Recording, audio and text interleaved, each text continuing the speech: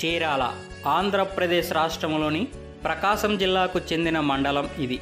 వస్త్ర ఉత్పత్తి వ్యాపారంలో సాధించిన ప్రగతి కారణంగా చీరాల స్మాల్ ముంబైగా పేరుగాంచింది. భారతీయ వాయుసేనకు చెందిన స్థావరం. శ్రీలంకకు దగ్గరగా ఉంటుంది చీరాల. చీరాల చరిత్ర చూసినట్లయితే 12వ శతాబ్దంలో పలనాటిని పాలించిన హైహైవ వంశ పాలకుడైన అనుగురాజు బ్రహ్మనాయుడితో కలిసి పరివార సమేతంగా పాత చీరాలకు వచ్చినప్పుడు చెన్నకేశవ స్వామి విగ్రహాన్ని స్వామి దేవేరులు ఆయుధాలతో సహా ఇచ్చి వెళ్ళాడు. 11వ శతాబ్దంలో చోళులు కట్టించిన పురాతన ఆదికేశవ స్వామి గుడి ప్రస్తుతం జీర్ణస్థితికి చేరుకోగా వాడరేవులోని శ్రీ లలితానంద ఆశ్రమానికి చెందిన శ్రీ అరుళానంద స్వామి ఆధ్వర్యంలో పునర్నిర్మాణం జరుగుతోంది. నేటి చీరాల పట్టణానికి శంకుస్థాపన 1604లో ఇద్దరు యాదవ ప్రభువులు మించాల పాపయ్య, మించాల పేరయ్యలు ప్రారంభించారు. ఈ పట్టణం పాత చీరాలకు అసలు పేరైన శుద్ధనగరం నుండి ఏర్పడింది. చీరాలను మొదట శుద్ధనగరం అని పిలిచేవారు. అది క్రమంగా క్షీరపురిగా మారింది. ఆ తర్వాత చీరాలగా స్థిరపడింది. మద్రాసు ప్రాచ్యలిఖిత భాండాగారంలోని రికార్డు ప్రకారం శుద్ధనగరాన్ని కాకతీయ గణపతి దేవ చక్రవర్తి వద్ద మంత్రిగా ఉన్న గోపరాజు రామన్న చీరాల అనంతరాజుకు 1145లో దానమిచ్చాడు. అతని వారసుడు చీరాల వెంకటకృష్ణుడు ప్రస్తుత చీరాలను కొత్త పట్టణాన్ని నిర్మించేందుకు గాను యాదవులకు కౌలుకిచ్చాడు. ఈ ప్రకారం విశ్వావసు సంవత్సర వైకాస శుద్ధ సప్తమి నాడు 1604లో నేటి చీరాల పట్టణం ఆవిర్భవించింది. 1619లో కొత్త పట్టణంలో వేణుగోపాలస్వామి గుడి, 1620లో మల్లేశ్వర స్వామి గుడి కట్టించారు. మరికొద్ది కాలం తర్వాత గంగమ్మ గుడి కట్టించారు. 19వ శతాబ్దపు మధ్యకాలంలో చీరాల రామన్న పంతులు ఈ గుడులకు రథాలు తయారు చేయించారు. చెన్నై, కోల్కతా, ఢిల్లీ ప్రధాన రైలు మార్గాలలో ఉన్న చీరాలలో రైల్వే స్టేషన్ ఏర్పాటయ్యాక వ్యాపారపరంగా చీరాల అభివృద్ధి చెందింది. ఒకప్పుడు మోటుపల్లి రేవు ద్వారా సముద్ర వ్యాపారం చేసిన పాత చీరాల క్రమేణా ప్రాముఖ్యతను కోల్పోయి ఓ చిన్న గ్రామంగా మిగిలిపోయింది. బ్రిటిష్ వారు చీరాలను ఆరోగ్య విడిదిగా భావించేవారు. 1906లో మొదటగా ఎడ్వర్డ్ 7 పట్టాభిషేక స్మారక ఆసుపత్రి ప్రారంభించాడు. 1912లో డాక్టర్ బాయిరు మిషనరీ ఆసుపత్రి ప్రారంభించాడు. చీరాల నుండి సముద్రము తెల్లగా కనపడుతుంది. అందుకే దాన్ని క్షీరపురి అని కూడా పిలిచేవారు. 1923లో ఐరోపా వారు పొగాకుకు క్యూరింగ్ కేంద్రాన్ని ప్రారంభించారు. ఈ ప్రాంతంలో ఇది ఎంతో మందికి ఉపాధి కల్పించింది.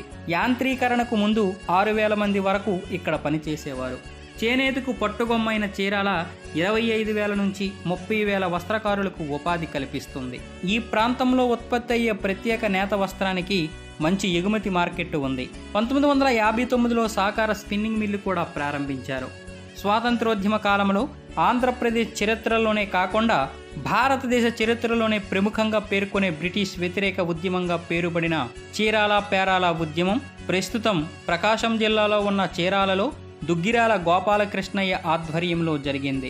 బ్రిటిష్ ప్రభుత్వం 1919లో చీరాల పేరాల గ్రామాలను కలిపి పురపాలక సంఘంగా చేయడంతో ప్రజలపై పన్నుల భారం అధికమై పురపాలక సంఘం రద్దు చేయాలని ఉద్యమించారు. ఇంకా స్వాతంత్ర పోరాటంలో పాల్గొన్న జనాబ్ గౌస్ బేగ్ సాహెబ్, ద్రాక్షారం ఎల్లంశెట్టి ఈ ఊరివారే.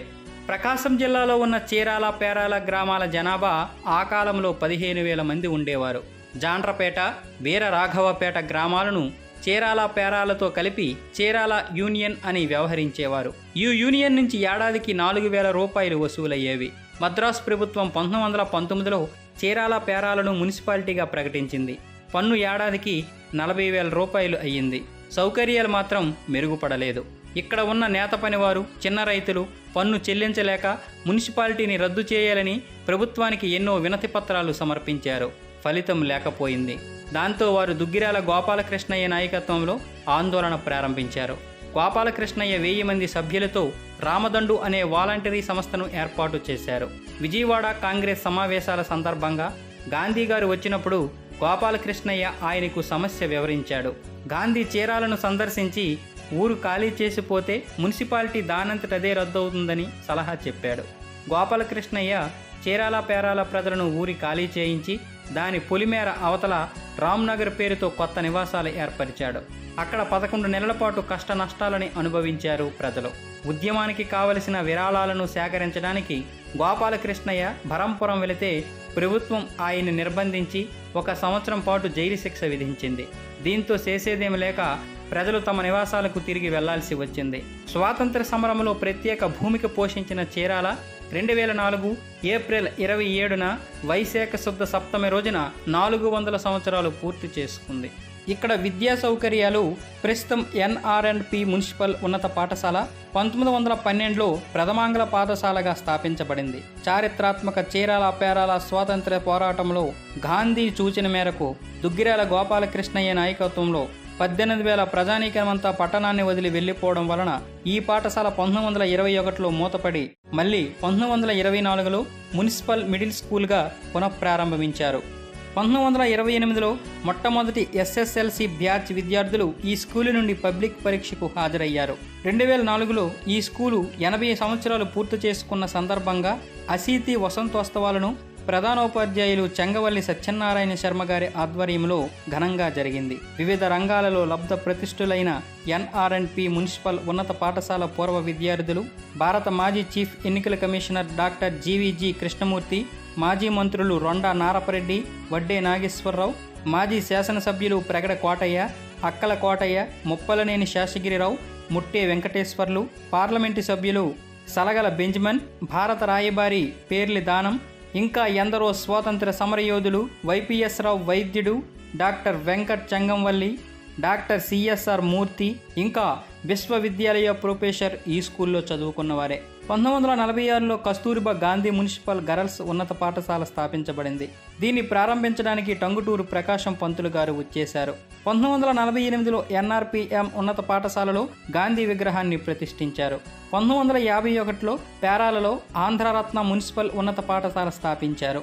ప్రస్తుతం విఆర్ఎస్ అండ్ వైఆర్ఎన్ కాలేజీ 1951లోనే స్థాపించబడింది. పురపాలక ప్రాథమిక పాఠశాలతో పాటు ఎయిడెడ్ పాఠశాలలు కూడా ఎక్కువగా ఉన్నాయి. ఇక్కడ VRS and YRN college of engineering and technology, saint Ann's college of engineering, Chirala engineering కాలేజీలు ఉన్నాయి. ఇక్కడ దర్శనీయ ప్రదేశాలు, దేవాలయాలు చాలా ఉన్నాయి. అందులో శ్రీ వీరరాఘవ స్వామి వారి ఆలయం, శ్రీ రేణుకాదేవి అమ్మవారి ఆలయం. చీరాల పట్టణంలోని బోస్నగర్లో వేంచేసి ఉన్న ఈ ఆలయానికి 100 సంవత్సరాల చరిత్ర ఉంది. ఈ ఆలయాన్ని పునర్నిర్మాణం చేసి 26 సంవత్సరాలు అయింది. అప్పటి నుండి ఇప్పటి వరకు ప్రతి సంవత్సరం ఫాల్గుణ మాసంలో బహుళ పాడ్యమి నుండి బహుళ పంచమి వరకు 5 రోజుల పాటు ఈ ఆలయంలోని అమ్మవారి తిరునాళ్లు వైభవంగా నిర్వహిస్తున్నారు. మొదటి రోజున 108 కలశాలతో అమ్మవారికి అభిషేకాలు నిర్వహిస్తారు. 2వ రోజు సాయంత్రం సామూహిక కుంకుమార్చనలు, 3వ రోజు సాయంత్రం అమ్మవారి తిరునాళ్ల మహోత్సవం, 4వ రోజున అమ్మవారికి 108 రకాల ప్రసాదాల నైవేద్యం, 5వ రోజున అన్న సంతర్పణ, హారతల సమర్పణతో ఉత్సవాలు ముగింపుకు చేరుకుంటాయి. ఈ వేడుకలకు గుంటూరు, ప్రకాశం జిల్లాల నుండి భక్తులు అధిక సంఖ్యలో వస్తారు. ముఖ్యంగా ఒంగోలు, పరుచూరు, బాపట్ల, ఆ చుట్టుపక్కల గ్రామాల నుండి వేలాదిగా తరలివస్తారు. ఇక్కడ శ్రీ మల్లికేశ్వర స్వామి ఆలయం కూడా ఉంది. 17వ శతాబ్దానికి చెందిన ప్రాచీన శివాలయం ఇది. ఇక్కడ స్థల పురాణం ప్రకారం ఈ ఆలయాన్ని అగస్త్య మహర్షి ప్రతిష్ఠించాడని చెబుతారు. మెకంజీ కైఫియతుల ప్రకారం ఈ ఆలయంలో 1620 రౌద్రినామ సంవత్సరం మాఘ శుద్ధ సప్తమి గురువారం నాడు విగ్రహ ప్రతిష్ఠ జరిగింది. ఈ ఆలయంలో ఈశ్వరుడికి ఈశాన్యమున భ్రమరాంబాదేవి విగ్రహం ఉంది. ఈ ఆలయంలో వినాయకుడు, నందీశ్వరుల విగ్రహాలు కూడా ఉన్నాయి. నందీశ్వరుని విగ్రహం మైసూరులో చాముండేశ్వరి ఆలయంలో ఉన్న నందీశ్వరుణ్ణి పోలి ఉంటుంది. ఈ ఆలయానికి దక్షిణం వైపున వీరభద్రుని ఆలయం ఉంది. ఆలయ